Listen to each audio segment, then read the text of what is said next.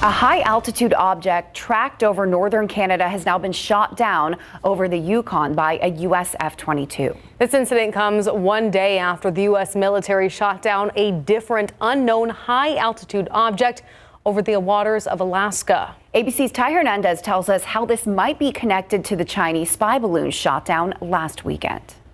For the second time in 2 days, an unidentified high-altitude object has been shot down by U.S. military aircraft. The North American Aerospace Defense Command confirms its radar and aircraft tracked an unidentified high-altitude object over northern Canada. The Pentagon saying it was first detected over Alaska late Friday before crossing into Canada. Canadian Prime Minister Justin Trudeau tweeting, "I ordered the takedown of an unidentified object that violated Canadian airspace," saying Canadian and U.S. aircraft were scrambled and a U.S. F-52 successfully fired at the object. Saturday's incident comes one day after President Biden gave the order for an F-22 fighter jet to shoot down another unidentified object flying in the skies above Alaska. That object, about the size of a small car, was flying at around 40,000 feet, posing a threat to civilian aircraft.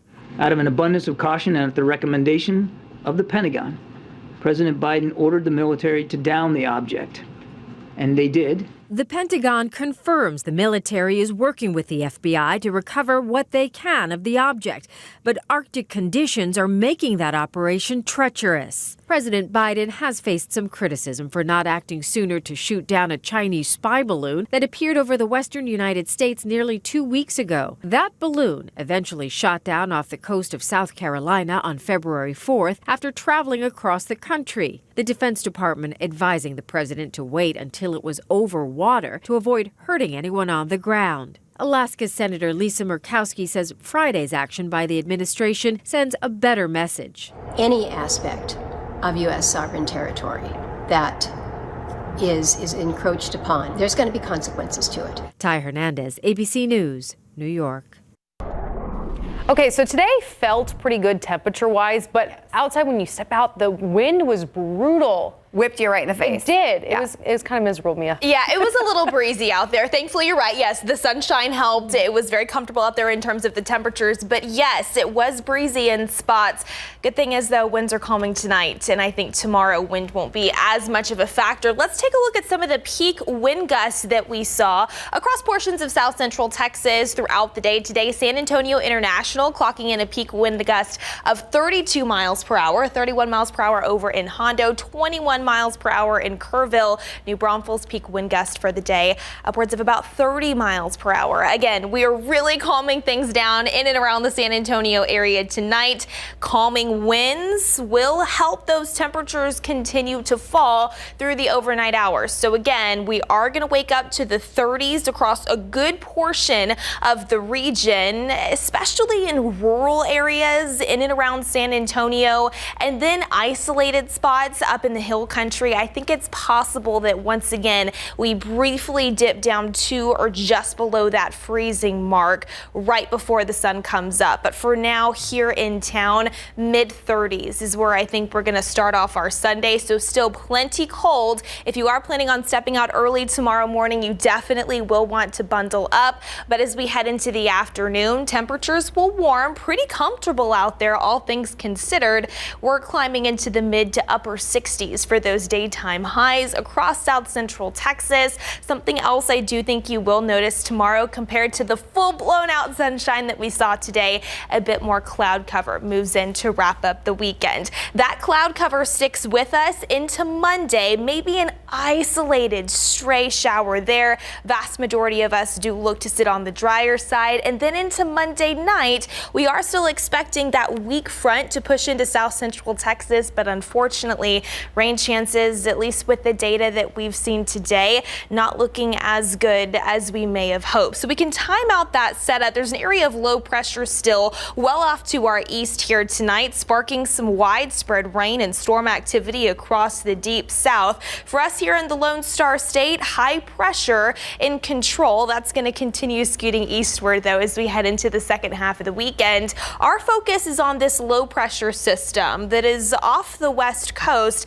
That is essentially going to track eastward here over the next couple of days. By tomorrow night, it's approaching the desert southwest, and then it's going to take more of a northeastward track. There's that cloud cover that we are expecting into Monday. As that low pressure system pushes across far northern Texas, it will drop that boundary into south central Texas into the pre-dawn hours of our Tuesday. Notice here, though, the rain chances not widespread, not great. Maybe a few isolated showers here in Bexar County. Better chances of finding some of that rain across our far eastern counties as we head into the early morning hours of our Tuesday. But then mostly sunny skies return for any Valentine's Day plans that you may have. Do know that it will be pretty windy out there, though, with some wind gusts generally upwards of 30 to maybe even 35 miles per hour at times. That boundary that moves in, though, notice it's not really going to have any effect on our temperatures. In fact, we're still expected to warm into Tuesday, starting off in the mid-50s, highs headed for the mid-70s. On Wednesday, we could see unseasonably warm temperatures continue. We're nearing 80 degrees for those daytime highs, but then that second front moves in into late week. That one will pack more of a punch with our temperatures, waking up to some cold mornings in the 30s and highs in the upper 50s and low 60s, guys. I cannot wait until Wednesday, 80 degrees. Looking forward to it, Mia. We did that just for you, Lee. Girl, just you for got me. I appreciate it. Thanks, Mia. All right, Andrew, we know our Spurs playing an old friend tonight. Yeah, DeJounte Murray was traded to the Hawks this last offseason. Guess what? This is the first time they're going to see him in red and white. When we come back, we'll see how the Spurs did, trying to snap an 11-game losing streak, plus a thriller in girls basketball and Antonian this afternoon. Got the highlights from that one, too, next.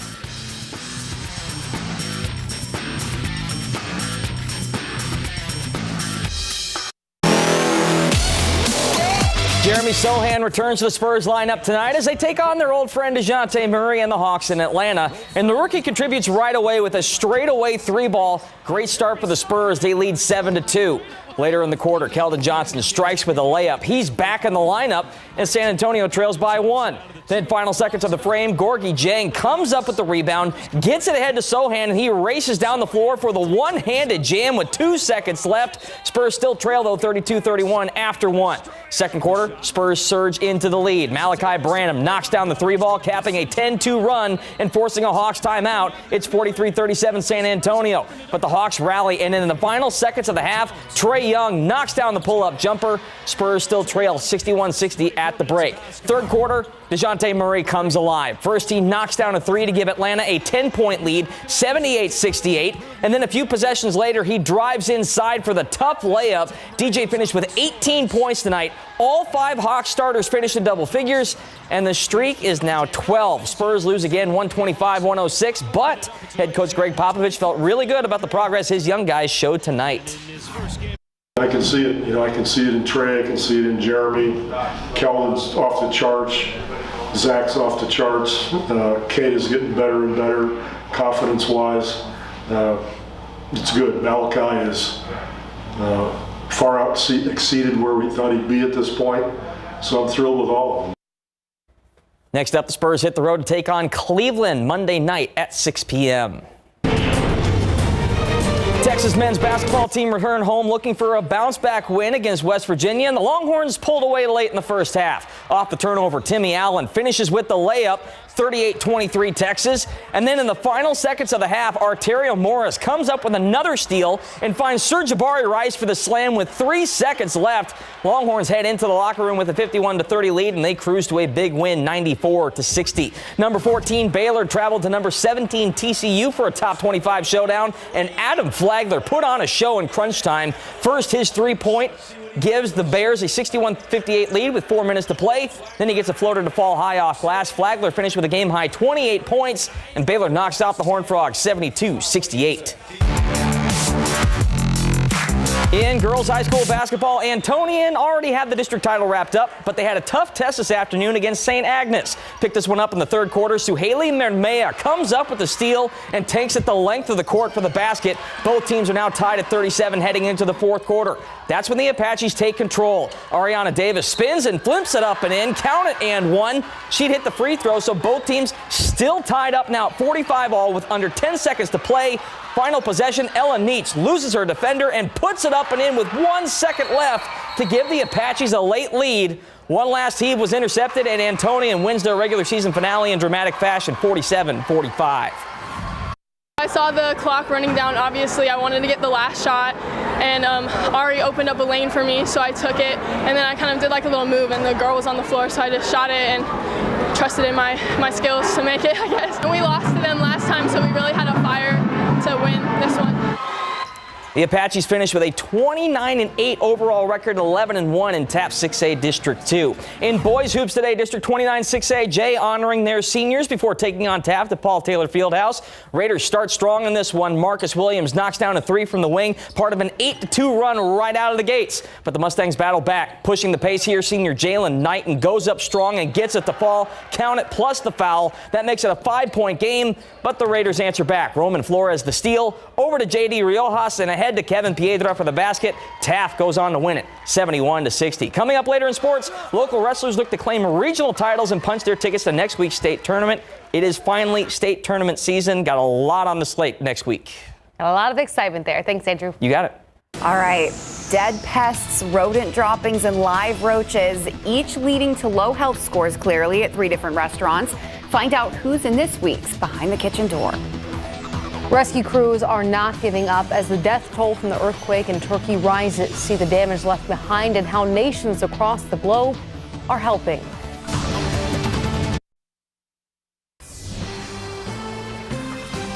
More than 28,000 people are now confirmed dead after a 7.8 magnitude earthquake rocked southeastern Turkey and northwestern Syria early Monday. Yeah, millions of others are now homeless, and both countries are facing a looming humanitarian crisis. Here's ABC's Lama Hassan with how the rescue efforts are finding some success despite diminishing chances of survival. 6 days after a devastating earthquake struck Turkey and Syria, the chances of finding more survivors is growing slim. But moments like these help keep hope alive for those searching for victims. A 19-year-old woman rescued after being buried under the rubble of a collapsed building for 128 hours. And this 7-year-old girl found alive after nearly 136 hours. ABC's David Muir was there as search teams frantically dig through the debris. You can see they're now handing pieces of concrete to each other, forming a human chain to try to get to anyone who might be beneath this more quickly. This is life here, calling for silence.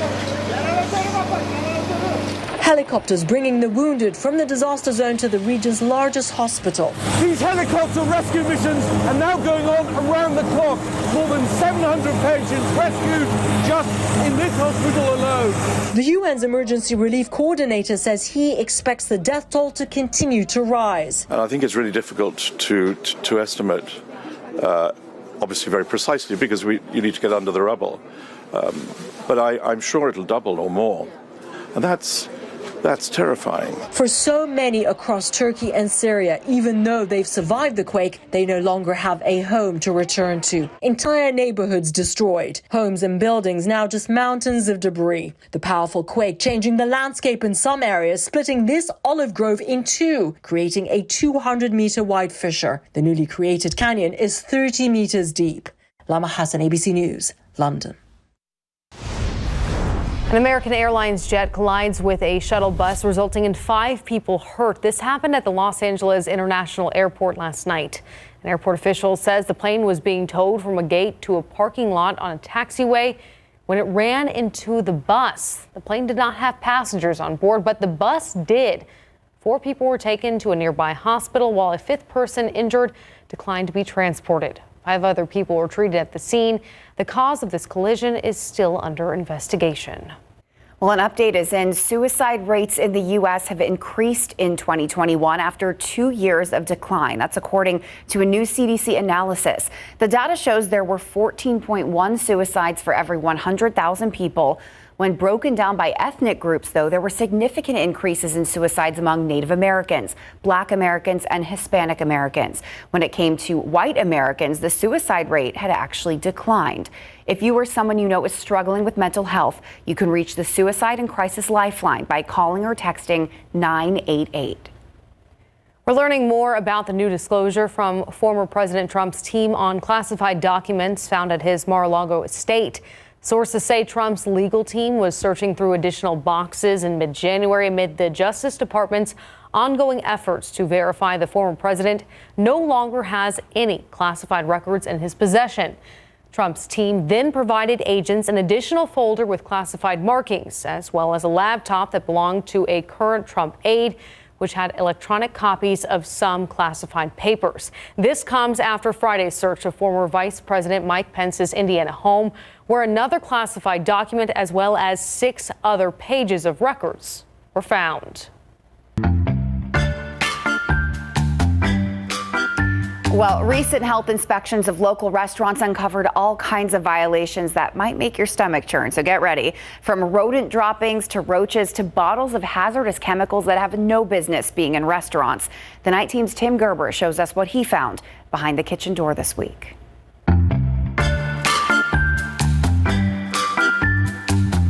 Little Caesars, located in the 2700 block of Military Drive, earned a 79 on their January inspection. Several items in the cooler were too warm. Chemical bottles were found in different areas, including a bottle of vehicle engine coolant. There was no hot water at any of the sinks. The water heater needed to be fixed.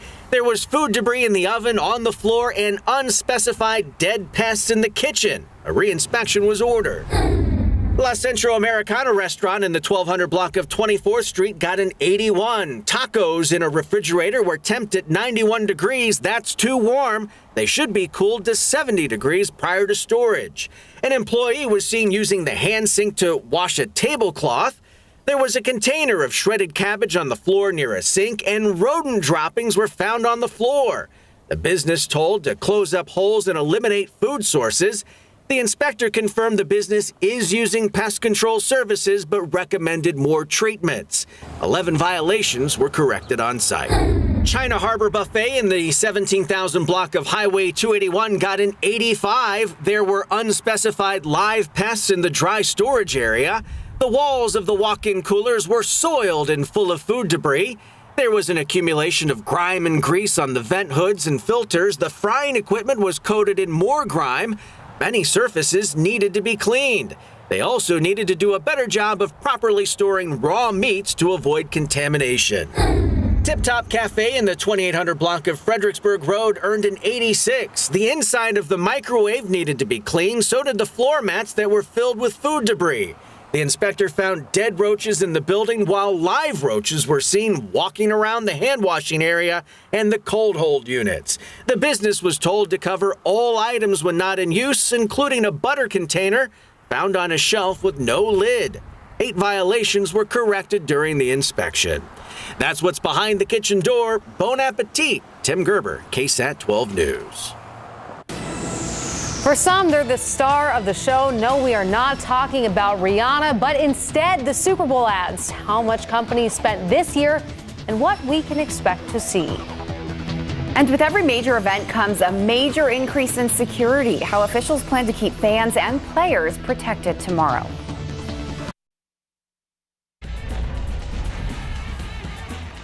Well, it is the eve before the big game. In Glendale, Arizona, where the game will be played at State Farm Stadium, security is on high alert both on the ground and in the skies.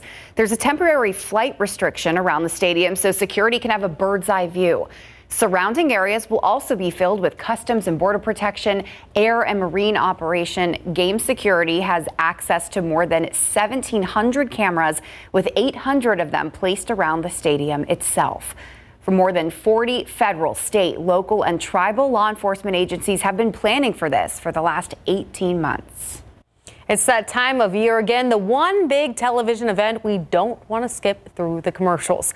Companies are rolling out their Super Bowl ads, and with viewership likely to be over 100 million, advertisers can make big gains by catching eyes during the big game. But with a 30-second spot going for $7 million. Running an ad can also be a big gamble. If early previews are any indication, the big feature in this year's ads, celebrities. Experts say the most impactful ads, however, don't have to be star-studded, and the key to success is creating a conversation. Not gonna lie, the commercials are one of my favorite parts of the Super Bowl. Of course. They just get so clever with everything. Very clever. It's pretty awesome. All right, let's take a look outside again with live cam here tonight. Again, things pretty calm but chilly in the Alamo City. We've already seen those temperatures fall into the 40s here in Bexar County. Low humidity today made for a comfortable feel, but also a wide temperature spread. 32 is the official low over at SA International, a high of 62, which actually was below average for this time of year. 66 in Hondo was the high today, 69 in Cotulla, 65 over in Pleasanton. Again, we are chilly out there right now, even colder by wake up time tomorrow as we drop into the 30s, but a warming trend takes us into next week. We'll have another full look at that coming up in a few.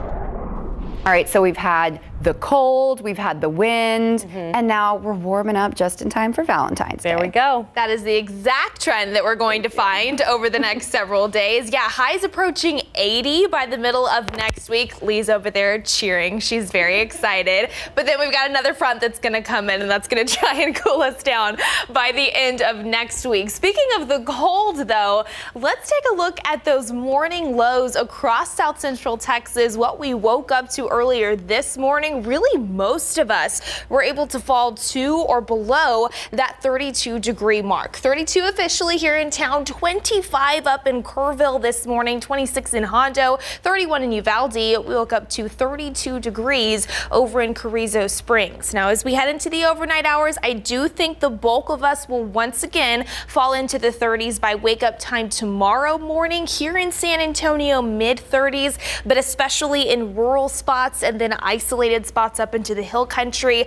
Another light freeze certainly possible briefly before the sun comes up, but then afternoon highs are headed for the mid to upper 60s, so already a little bit warmer than what we saw out there earlier this afternoon. That warming trend will continue into the first half of next week. We've got a couple of different fronts that move in, but at least as of right now, just looks like we're going to find isolated chances for rain with that, but we'll continue to keep eyes on it. Again, we'll start off in the mid 30s, more cloud cover in store throughout the day tomorrow. Daytime highs headed for about 66 officially here in San Antonio tomorrow afternoon, 63 in Bulverde, 64 in Canyon Lake, as well as stretching over to Bandera, Kerrville, Comfort. I think the farther south that you go, that's where we could find some slightly warmer temperatures, upper 60s for places like Poteet, Pleasanton, and stretching over to Floresville out in Wilson County. There's that warming trend that takes us into the first half of next week. Monday, we're near 70 degrees. Valentine's Day approaching 75, and we'll continue to warm to about 80 by the middle of next week before we see that next front move in and then unseasonably cool temperatures return. For context, our average high for this time of year is about 67 degrees. Now, with that first boundary that's going to move in overnight Monday and into early Tuesday, that's where we could find a few isolated showers. That all thanks to this low pressure system out near California. Timing that out again here on your Futurecast tomorrow evening. There's more of the cloud cover that we'll find for the back half of the weekend compared to what we saw out there earlier today. Cloud cover sticks with us into Monday again, maybe an isolated shower, very stray there as well. And then into the early morning hours of our Tuesday, we see that boundary move in for places like New Braunfels, San Marcos, Gonzales, stretching over into our far eastern counties, Hallettsville, Shiner, down to Cuero and DeWitt County. Better chances of finding some of that rain before it scoots east, and then into Tuesday afternoon, we'll see more sunshine return for the remainder of our Valentine's Day. Again, it will be pretty windy out there as well. In terms of rainfall totals, likely not going to be great. They're not going to be for everybody, but thankfully, so far starting off this month, we have seen some decent rain, over an inch officially here in San Antonio. So we'll see what we can find. Again, that second front will move in overnight Wednesday, early Thursday. A couple more isolated showers to a stray rumble, not completely out of the question there. And then we'll see those cooler than average temperatures return by late week. Plenty cold in the mornings, waking up to the 30s, and then highs in the upper 50s and low 60s, guys. Temps like those, you need the jacket all day, Mia. There you go. Thank you. All right, Andrew, we know that it's finally time to talk about the UIL Wrestling Championship. Yeah, that's right. And it's usually a big deal when someone wins a regional title. Imagine winning that with a teammate. How about your twin brother? When we come back, we'll talk about a pair of Clemens twins who both won regional titles today. Plus, Mario Barrios is back in the ring, and he put on a show in the Alamo Dome tonight. Got that too next.